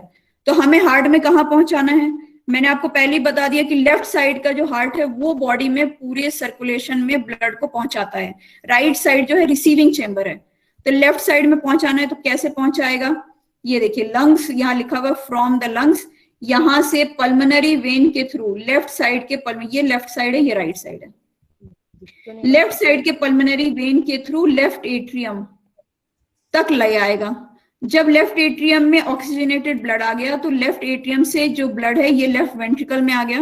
लेफ्ट वेंट्रिकल का ब्लड जो है एओर्टा से आपकी बॉडी में चला गया, बॉडी से मसल में गया, मसल्स में आपके ऑक्सीजन को सप्लाई किया, वहां से जो डीऑक्सीजनेटेड ब्लड था, जो कार्बन डाइऑक्साइड से युक्त ब्लड था, वो वीना केवा से ऊपर से भी तो आ रहा है, ब्रेन से भी आ रहा है, ऊपर और नीचे से आके राइट साइड के चेंबर में आया, राइट साइड के चेंबर में राइट एट्रियम से राइट वेंट्रिकल में गया, और पल्मोनरी आर्टरी से होता हुआ वापस कहाँ पहुंच गया, एल्वेलाई में, जहां पे उसको वापस दे देना है एटमॉस्फेयर में छोड़ देने के लिए। ये पूरी प्रोसेस एक दूसरे से कनेक्टेड है और बिल्कुल बराबर तालमेल के साथ हमारे बिना जाने बिना समझे चलती चली जा रही है। तो जो हमारा लेफ्ट साइड का सर्कुलेशन है उसको हम कहते हैं सिस्टमिक सर्कुलेशन, क्योंकि ये बॉडी में ऑक्सीजन को पहुंचाता है। ये मैंने आपको पूरा समझा दिया, left pulmonary vein, left atrium से वेल्व के थ्रू जाएगा, लेफ्ट वेंट्रिकल, उससे एओर्टा और उससे टिश्यूज में। और जो पल्मोनरी सर्कुलेशन है उसमें डीऑक्सीजनेटेड ब्लड राइट साइड में आया, राइट साइड से लेफ्ट पल्मोनरी आर्टरी और पहुंच गया लंग्स में। तो ये दोनों तरीके से आपको समझ में आ गया कि कैसे किस तरफ से सप्लाई हो रही है। अब यहां पे भी देखें, सेम चीज को समझने की कोशिश करें, ये लेफ्ट साइड, ये राइट साइड। आपका लेफ्ट साइड से इधर आया, यहां से बाहर चला गया, राइट साइड से इधर आया, पल्मोनरी आर्टरी से वापस चला गया। ये भी सेम चीज है। बार बार मैंने इसलिए डाला है जिससे आपके दिमाग में बिल्कुल पिक्चर क्लियर हो जाए कि किस तरफ से कहां जाना है, नहीं तो कंफ्यूजन हो जाता है। लेफ्ट साइड को लेना है ऑक्सीजनेटेड ब्लड को, और राइट साइड से डीऑक्सीजनेटेड को लेके पल्मोनरी वेसल में, पल्मोनरी आर्टरी में डाल देना है। अब सबसे इंपॉर्टेंट स्लाइड ये है, ये देखिए सबसे ऊपर जो है, ध्यान से देखिए, मैं इसको जूम कर रही हूं। सबसे ऊपर में बना हुआ है लंग्स, उसके बाद बना हुआ है हार्ट, और उसके नीचे बना हुआ है मसल। अब देखिए क्या हो रहा है, ऑक्सीजन यहां से आया, यहां से आके लेफ्ट एट्रियम में आया, लेफ्ट एट्रियम से लेफ्ट वेंट्रिकल में गया, लेफ्ट वेंट्रिकल से ये मसल में आ गया, मसल को ऑक्सीजन मिल गया, मसल से कार्बन डाइऑक्साइड निकला, कार्बन डाइऑक्साइड पहुंचा राइट एट्रियम में, नीचे से ऊपर से दोनों तरफ से, और ये पल्मोनरी आर्टरी से जाके लंग्स में पहुंच गया, और ये जो है कार्बन डाइऑक्साइड बाहर निकल गया।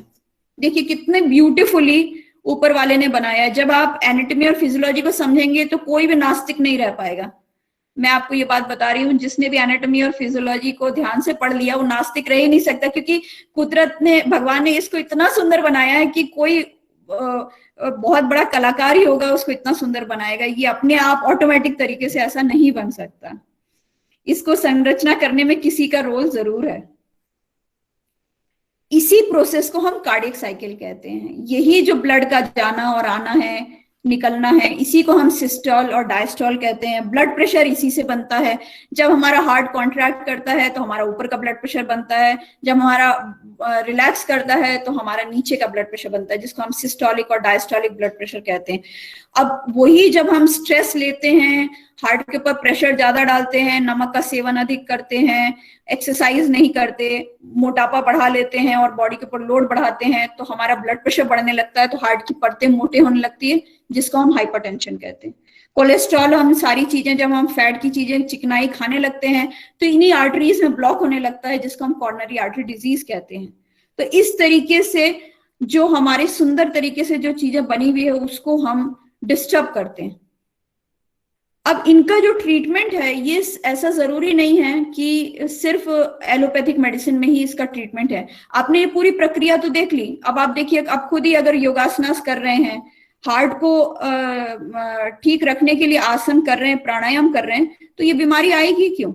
आपका ऑक्सीजनेशन का प्रोसेस ठीक है, आप ऑक्सीजनेशन कर रहे हैं, आपकी ऑर्गन्स में प्रॉपरली ऑक्सीजन जा रही है, सब कुछ हो रहा है, तो आपको क्यों ब्लड प्रेशर होना है, क्यों आपको कॉर्नरी आर्टरी डिजीज होनी है? तो आप वहीं पे इस चीज को प्रिवेंट कर सकते हैं। अगर आप इन्हीं चीज को ठीक से करेंगे, प्राणायाम को ठीक से करेंगे, आसनों को ठीक से करेंगे, तो आपको दवाई की बहुत मिनिमम रिक्वायरमेंट हो जाएगी, आप इसको ऑलरेडी कंट्रोल कर लेंगे। यहाँ पे भी मैं इसको प्राण के साथ कोरिलेट करूंगी। तो देखिए, जो हार्ट का सीट है वो कहाँ है? यहाँ पे है। यही सीट आपके रेस्पिरेशन का है, यही सीट आपके हार्ट का है, इसी को हम प्राण वायु कहते हैं। तो जब हम प्राणायाम करते हैं तो हम हार्ट को भी उसी तरीके से स्टेबल करते हैं। इसीलिए कहा गया है, इसीलिए बाबा रामदेव जी ने बोला है कि जो हम कपालभाति करते हैं, जो हम अनुलोम विलोम करते हैं, ये हार्ट के लिए बहुत अच्छा है, क्योंकि हम अपने हार्ट को स्टेबल कर रहे हैं। अच्छा, इसमें एक बात और भी बहुत जरूरी है, ये न तो सिर्फ हम हार्ट को स्टेबल कर रहे हैं, इसके साथ साथ हम क्या कर रहे हैं, अपने हार्ट को स्लो भी कर ले रहे हैं। हमारा हार्ट जितना फास्ट काम करेगा, वैसे ही रेस्पिरेशन के साथ भी है, जो आपको पुराने लेक्चर्स में बताया भी है। जितनी जल्दी हम फास्ट रेस्पिरेशन करते हैं, हमारी सांसें गिनी हुई है, हमको फिक्स सांसें लेनी है जन्म से मृत्यु तक। जितनी जल्दी हम सांस ले लेंगे, उतनी जल्दी हमारी मृत्यु हमारे करीब आ जाएगी। जितना हम उसको स्लो करेंगे, उतना हमारी सांसें स्लो होंगी, तो उतना हमारी आयु बढ़ेगी। जैसे टर्टल की होती है, कछुए की होती है, उतनी हमारी आयु बढ़ेगी। तो हम जो सांस को स्लो करते हैं, जो हम, और सांस और हार्ट का क्या रिलेशन है? 1:4 का है। उसी रेशियो में हम हार्ट को भी स्लो कर लेते हैं। तो जब हम प्राणायाम करते हैं, ऑक्सीजनेशन ठीक होता है, तो हम अपने हार्ट रेट को भी स्लो कर लेते हैं। हार्ट रेट स्लो करते हैं तो देखिए क्या होता है, आपके हार्ट को उतना कम काम करना पड़ता है। कम काम करने के साथ साथ उसको फीलिंग का भी तो टाइम मिलता है ना। आप देखिए, टक टक टक टक टक टक करके हिल रहा है। 120-130 की रफ्तार से आप फरारी गाड़ी चला रहे हैं, 200 तक पहुंच जा रहे हैं, तो हार्ट इतना तेज कॉन्ट्रैक्ट कर रहा है, उसके अंदर ब्लड आ ही कहाँ रहा है? अब जब उसमें ब्लड भर ही नहीं रहा, तो ऑक्सीजन आपके बॉडी में जाएगा कहाँ? लेके तो उसी को जाना है। उसको तो आपने इतना काम करा दिया, वो खुद ही थक जाएगा, तो वो लेके भी नहीं जाएगा। तो जब आपने प्राणायाम किया, तो आपने रेस्पिरेशन को स्लो किया, हार्ट रेट को स्लो कर दिया। हार्ट रेट को स्लो किया तो उसको भरने का टाइम मिला। पेट्रोल पंप में गाड़ी को खड़ी करेंगे तब तो पेट्रोल भरेगा।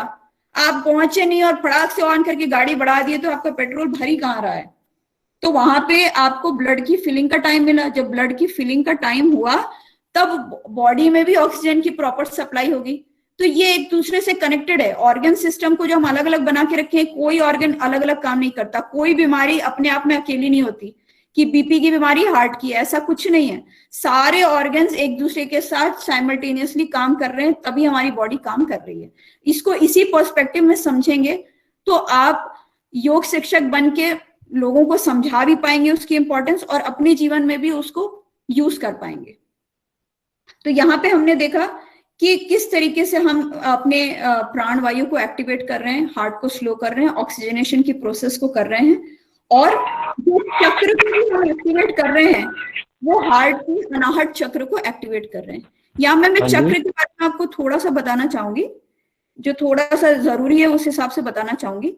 जो हमने ईड़ा और पिंगला नाड़ी के बारे में सुना, जो हमने बताया, उसमें आपकी जो पिंगला नाड़ी है वो सिंपैथेटिक स्टिमुलेशन करती है, मतलब हमारी फाइट और फ्लाइट, मतलब हमारी बॉडी को जितना दौड़ाने का काम है वो करती है, क्योंकि वो सूर्य नाड़ी से, सूर्य का काम है एनर्जी को प्रोवाइड करना, तो उसको स्टिमुलेट करती। ईड़ा है चंद्र। शांत करना। तो जो हम पैरासिम्पैथेटिक मतलब स्लोइंग का प्रोसेस, जो भी मैं आपको स्लोइंग का प्रोसेस बता रही हूँ वो ईड़ा नाड़ी से हो रहा है। अब जब हम प्राणायाम कर रहे हैं, जो हमारे चक्र एक्टिवेट हो रहे हैं वो किस तरीके से हो रहे हैं? देखिए, मूलाधार, मूलाधार के बाद स्वादिष्टान, मणिपुर, अनाहट और ऊपर की तरफ हम जा रहे हैं। मूलाधार जो हमारे बेसल चक्र है, बेसल चक्र मतलब हमारे बेसल जो इंस्टिंक्ट्स हैं, खाना पीना, प्रजनन, ये सारे जो भी हैं ये हमारे मूलाधार से हो जाते हैं।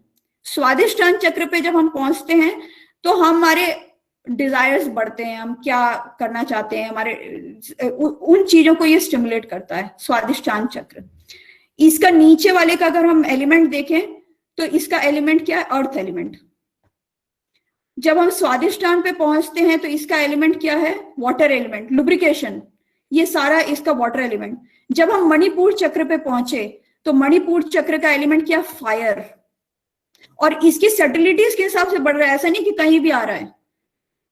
आप देखिए, अर्थ है जो सबसे भारी है नीचे, उसके बाद हो गया वाटर, उसके बाद हो गया फायर, उसके बाद जब हम हार्ट चक्र पे पहुंचे तो आपका कौन सा एलिमेंट आ गया? एयर, क्योंकि यही स्पेस है एयर का, यही स्पेस है लंग्स का, यहीं पे तो आपके लंग्स हैं, यही तो स्पेस है आपके एयर का। जब आप थ्रोट पे पहुंचे तो स्पेस मतलब अंतरिक्ष, वहां वो एलिमेंट एक्टिवेट होता है। और इसके कलर्स भी उसी तरीके से हैं, ऐसा नहीं कि इनके कलर जो योग शास्त्र में दिए कहीं से भी कोई भी कलर ले लिया, ऐसा नहीं है। अब आप देखें तो ये विबग्योर का कलर है, violet, indigo, blue, green, yellow, orange, red. Red हमारा बेसल कलर है। मैरिज के समय हमारा कलर क्या होता है? रेड। उसके ऊपर जो हमारा कलर क्या है? ऑरेंज। उसके ऊपर का कलर हमारा क्या है? सन का येलो। येलो क्योंकि ये हमारे समान प्राण को एक्टिवेट करता है, हमारे डाइजेशन को एक्टिवेट करता है, हमारे बॉडी के अंदर फायर एलिमेंट को एक्टिवेट करता है। जब हम गैस्ट्रोइंटेस्टाइनल सिस्टम पढ़ेंगे तो हम सोलर प्लेक्सस पे सबसे ज्यादा काम करेंगे। और ये हम लोग सिर्फ नहीं जान रहे, आप बाहर भी देखिए, मैगडी वाले, मैगडी का आप एड देखिए, येलो बना हुआ है, ब्लू क्यों नहीं बना? क्योंकि फायर एलिमेंट है, हमारे डाइजेशन को, एपेटाइट को स्टिमुलेट करने के लिए येलो कलर होता है। इसलिए आप किसी भी रेस्टोरेंट में जाएंगे वहां कलर येलो होगा, ब्लू नहीं होगा, क्योंकि यही कलर है उसका, इस चक्र का कलर वही है, उसी को वो स्टिमुलेट करता है। इसके बाद जब हार्ट चक्र में जाएंगे तो उसका कलर ग्रीन है। क्यों? क्योंकि हीलिंग का कलर है। आप देखिए हॉस्पिटल में जाइए, ग्रीन कलर होता है, वहां पर्दे ब्लू क्यों नहीं लगे होते? हरा कलर, क्योंकि उसका काम ही हीलिंग है, नेचर के साथ हील करना। इसके बाद आपका आ जाता है थ्रोट चक्र, स्पेस का, ब्लू। इस तरीके से हमारे कलर भी चलते हैं, इस तरीके से हमारी चक्र भी चलते हैं, इस तरीके से प्राणिक एनर्जी भी चलती है, और एक दूसरे से सारी चीजें बिल्कुल तरीके से कनेक्टेड हैं। हमारा बस माइंड, बॉडी और सोल एक दूसरे से कनेक्टेड नहीं है। जब हम इन तीनों को कनेक्ट कर लेंगे तो हम क्या कर रहे हैं, किससे हमें क्या फायदा हो रहा है, वो हम ज्यादा उससे बेनिफिट उठा पाएंगे। तो ये मैंने योगा के बारे में भी आपको एक थोड़ा सा बता दे रही हूँ कि अनुलोम विलोम भस्त्रिका, ये आप लोगों को पता ही है कौन से योगा हार्ट के लिए करते हैं। वज्रासन, ये थोड़े एग्जाम पॉइंट ऑफ व्यू से मैंने डाल दिया है क्योंकि उस समय में याद करना मुश्किल होता है। तो उष्ट्रासन, ताड़ासन, वृक्षासन, त्रिकोणासन, वैसे इतनी बार उसको पढ़ा दिया जाएगा कि याद हो जाता है, लेकिन फिर भी जब एग्जाम आता है तो भूल जाते हैं। तो ये आसन जो है हमारे हार्ट के लिए आसन बने हुए हैं। और मुद्रा में भी देखें तो अपान वायु मुद्रा जो है, ये बताया गया, ये एक मुद्रा है कि जो इमीडिएटली काम करती है। अगर आपका हार्ट अटैक हो रहा है और आपने अपान वायु मुद्रा लगा दी, इवन जो मरीज लेटा हुआ है उसमें भी अगर आपने अपान वायु मुद्रा अपने हाथ से उसको करके भी कर दी तो वो क्लियर करने में हेल्प करता है, क्योंकि इसमें भी नाड़ियां काम करती हैं। ये जब हम करते हैं तो हमारे पांचों तत्व जो है ये हमारे फिंगर्स में है, जब हम इसको स्टिमुलेट करेंगे तो उस तरीके से ब्लॉकेज क्लियरिंग होगी। नॉट दैट कि हमें और किसी मेडिसिन की जरूरत नहीं पड़ेगी, ये मैं नहीं कह रही हूँ, लेकिन ये भी आप साथ में कर सकते हैं, ये भी आपको हेल्प करेगा। तो ये जो मुद्रा है जो हार्ट के लिए है वो ये मुद्रा है। तो यहाँ पे मैं अपनी वाणी को विराम देना चाहूंगी। आज हमने 2 सिस्टम के बारे में पढ़ लिया, रेस्पिरेटरी सिस्टम और हार्ट के बारे में पढ़ा, और मेरी ये कोशिश रही है कि किस तरीके से हम तीनों शरीर को जोड़कर कैसे समझेंगे और कैसे आगे बढ़ेंगे तो हमारे लिए ज्यादा बेनिफिशियल होगा। ओम। पहले शांति पाठ करा लें, फिर उसके बाद आगे बढ़ेंगे। जी जी बिल्कुल। तो सब लोग शांति पाठ के लिए तैयार हो जाएंगे।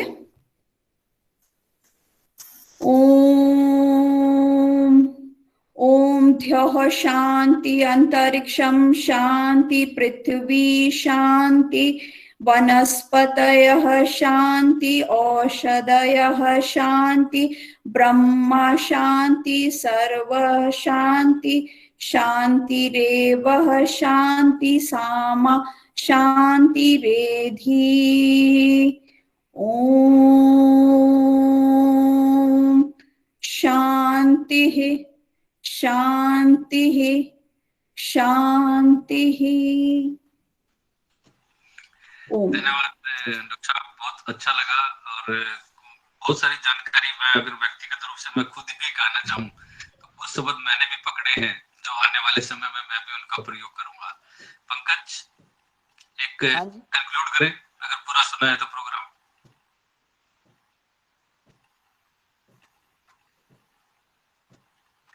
माइक ऑन करें। पंकज जी माइक ऑन कर लें। हाँ जी, मुझे कह रहे हैं सर। हाँ जी जी जी, अगर आप प्रोग्राम में थे तो कंक्लूड करें।